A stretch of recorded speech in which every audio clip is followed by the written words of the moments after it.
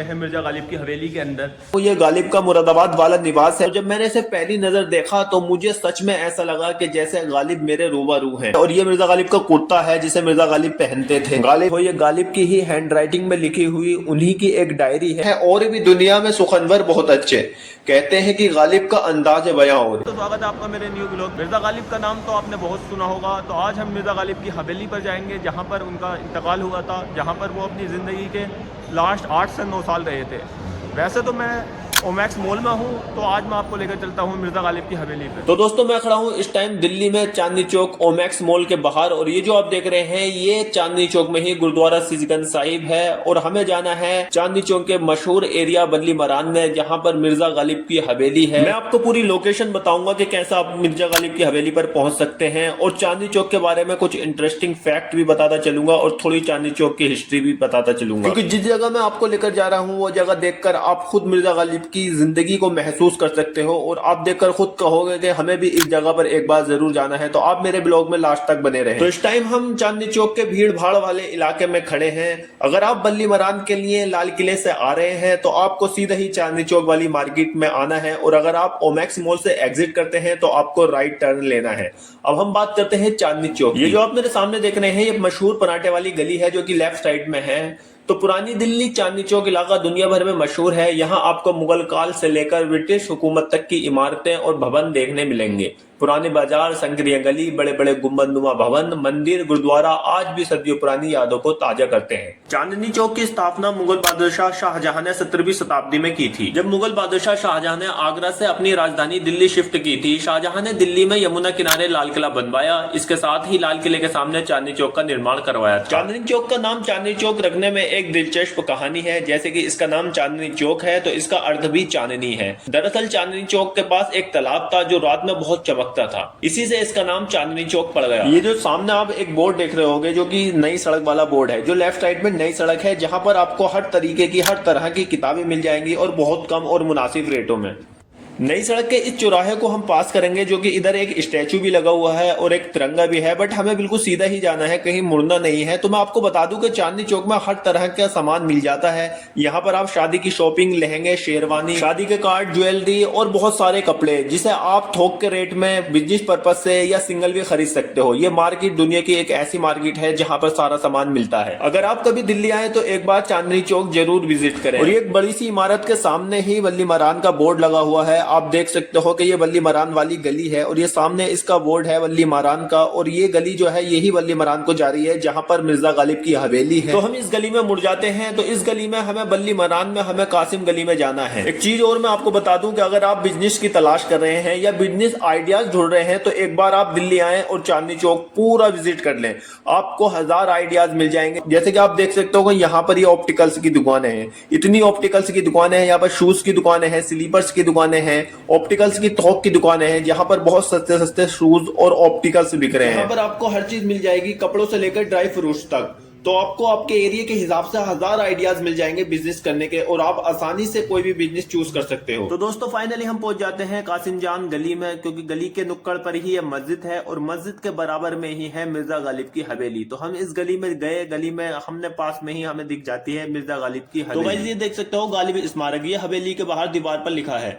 तो guys finally हम पहुंच चुके हैं मिर्जा गालिब की हवेली। ये जो आप मेरे पीछे देख रहे हैं यही वो रास्ता है, यहीं पे मिर्जा गालिब की हवेली है। अब हम अंदर जाएंगे और आपको दिखाएंगे, पूरी डिटेल देंगे। तो गाइस आप देख सकते हो ये है मिर्जा गालिब की हवेली का मेन गेट जो कि काफी पुराने आर्किटेक्चर में बना हुआ है। इसी के बराबर में एक बोर्ड लगा हुआ है जिसपे लिखा हुआ है कि मिर्जा गालिब ने 1860 से लेकर 1869 तक की अपनी जिंदगी के लास्ट साल यहाँ पर बिताए। तो जैसे ही हम गेट से अंदर को जाते हैं तो हमें ये दिखाई देते हैं लकड़ी के गेट जो कि पुराने जमाने की याद दिलाते हैं, जिसमें आज भी कुंडी लगी हुई है। दोनों गेट जो कि काफी साफ थे, ऐसा नहीं था कि इस पे दीमक वगैरह लगी हुई थी। और यहाँ लिखा हुआ है कि रॉल्फ लसन ने कहा था कि यदि गालिब अंग्रेजी भाषा में लिखते तो वो विश्व एवं इतिहास के महान कवि होते। और ये गालिब मेमोरियल खुलने और बंद होने का टाइम है। ये मंडे और सरकारी छुट्टियों पर बंद रहता है और लंच 1:30 बजे से 2 बजे तक होता है। यहाँ पर लिखा हुआ है कि इसे दिल्ली गवर्नमेंट ने एज ए म्यूजियम बनाया हुआ है।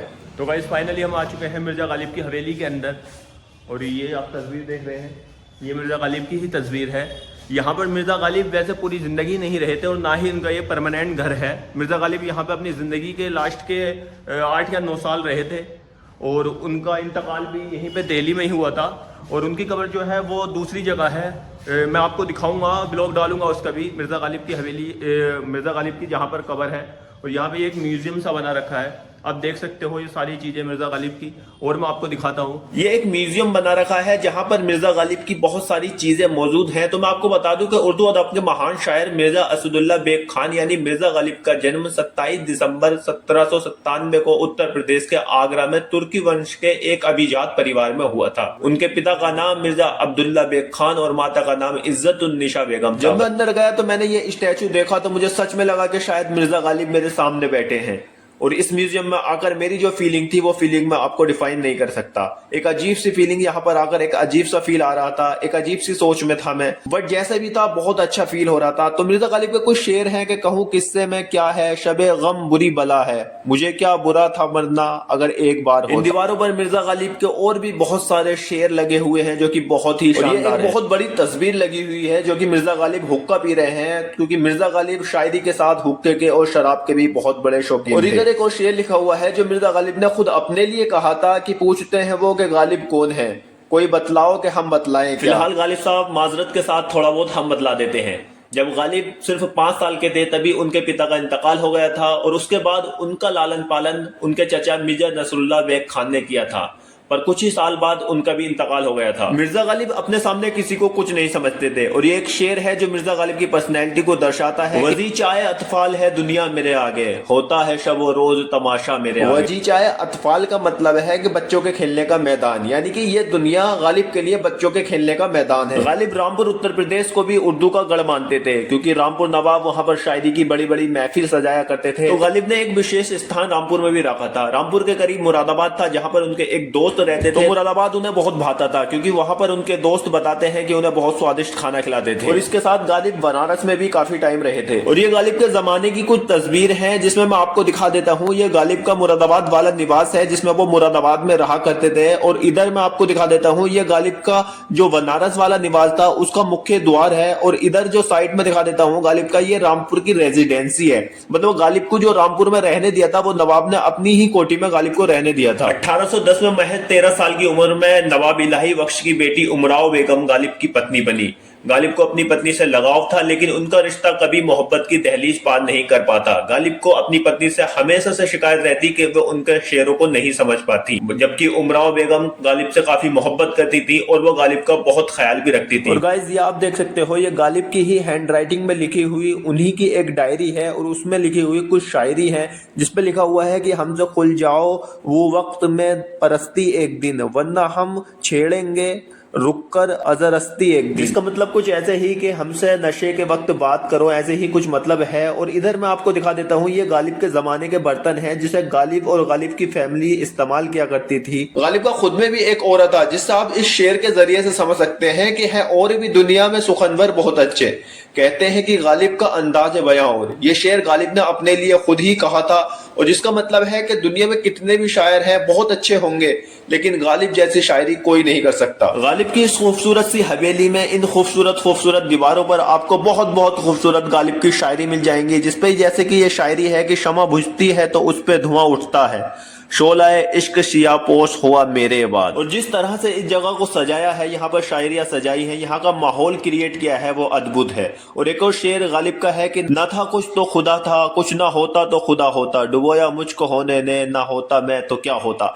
इस शेर का जवाब आज तक कोई भी नहीं दे पाया है। और ये जो स्टैचू बनाया हुआ है इसमें गालिब के हाथ में हुक्का है। और जब मैंने इसे पहली नजर देखा तो मुझे सच में ऐसा लगा कि जैसे गालिब मेरे रूबरू हैं, मेरे सामने मिर्जा गालिब बैठे हैं। और इधर मिर्जा गालिब के और भी सामान रखे हुए हैं, जैसे कि ये हुक्का जो मिर्जा गालिब के जमाने का है, और इधर जानामाज जिस पर नमाज पढ़ी जाती है, जो कि उमराव जान इस पर नमाज पढ़ती थी, ये वो जानामाज है। और बहुत सी चीजें हैं जो मिर्जा गालिब के जमाने की है, जैसे ये डायरी और इस पर शायरी लिखी हुई है जो कि मिर्जा गालिब ने ही लिखी हुई है। और मिर्जा गालिब की हैंड राइटिंग में ही ये शायरी है जो कि कलम से लिखी हुई है। आप उर्दू पढ़े हुए हैं तो इन शायरियों को आप बहुत अच्छे से पढ़ सकते हो। और ये वो हुक्का है जो मिर्जा गालिब के जमाने का है। और यहाँ पर बहुत सी चीजें हैं, बहुत से फोटो हैं, बहुत सी तस्वीरें हैं जो मिर्जा मिर्जा गालिब के जमाने की है और मिर्जा गालिब की आदतें हैं, मिर्जा गालिब के अखलाक भी यहाँ पर लिखे हुए हैं। यहाँ तक कि मिर्जा गालिब को खाने में क्या क्या पसंद था वो सब यहाँ पर लिखा हुआ है। और ये मिर्जा गालिब की दूसरी वाली स्टैचू है और ये मिर्जा गालिब का कुर्ता है जिसे मिर्जा गालिब पहनते थे। गालिब जब आगरा से दिल्ली आए तो अपने ससुर के यहाँ घर जमाई बनकर आए थे।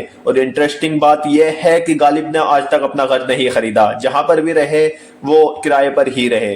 गालिब की जिंदगी का दूसरा पहलू जो काफी सैड है, गालिब के 7 बच्चे हुए और 7 में से कोई भी नहीं जिया था। 7 के 7 जन्म के बाद ही मर गए थे। मिर्जा गालिब ने 11 साल की उम्र में ही उर्दू और फारसी में लिखना शुरू कर दिया था। गालिब की शायरी से महफिलों में तालियां बजती थी, वे खड़े खड़े शेर और गजलें बना लिया करते थे। और ये मिर्जा गालिब की एक और पोशाक है जिसे गालिब पहनते थे। तो दिल्ली के सुल्तान बहादुर शाह जफर द्वितीय ने 1850 में गालिब को दबीरुल मुल्क और नजमुद्दौला की उपाधि प्रदान की थी। इसके अलावा गालिब को मिर्जा नौशा की उपाधि भी दी थी। इसके बाद गालिब के नाम के साथ मिर्जा शब्द जुड़ गया था। मिर्जा गालिब को बहादुर शाह जफर सेकंड ने कविता के लिए 1854 ईस्वी में गालिब को अपना शिक्षक नियुक्त किया था। बाद में बहादुर शाह जफर ने गालिब को अपने बड़े बेटे शहजादा फखरुद्दीन मिर्जा का भी शिक्षक नियुक्त किया था। क्योंकि मिर्जा गालिब का जन्म आगरा में हुआ तो ये गालिब की गलियों की, उनके घर की कुछ तस्वीरें हैं। ये आप देख सकते हो कि ये गालिब के आगरा का निवास का आंगन है। और ये इधर वाली तस्वीर में आप देख सकते हो ये मकान है जो गालिब का आगरा में है, क्योंकि गालिब का जन्म जो हुआ था वो आगरा में हुआ था। ये हवेली जहां गालिब का उमराव बेगम से निकाह हुआ था। और ये जो नीचे आप देख सकते हो एंग्लो आरक्षित कॉलेज जहां गालिब कभी पढ़ाने गए थे। अगर आप शायरी पसंद करते हैं और गालिब के फैन हैं या आप पुराने दौर के कुछ चीजें देखना चाहते हैं तो आप इस जगह पर जरूर विजिट करें। तो 15 फरवरी 1869 को मिर्जा गालिब की मृत्यु हो गई थी। उन्हें हजरत निजामुद्दीन के दरगाह के पास दफनाया गया, जो कि ब्लॉग मैंने बनाया है, मैं अपलोड करूंगा। तो गाइस आज की वीडियो में सिर्फ इतना ही। अगर आपको मेरी वीडियो अच्छी लगी हो तो मेरे चैनल को सब्सक्राइब करें, मेरी वीडियो को लाइक करें, कमेंट्स करें और अपने ऐसे दोस्तों में शेयर करें जिसके साथ आप इस जगह पर विजिट करना चाहते हैं।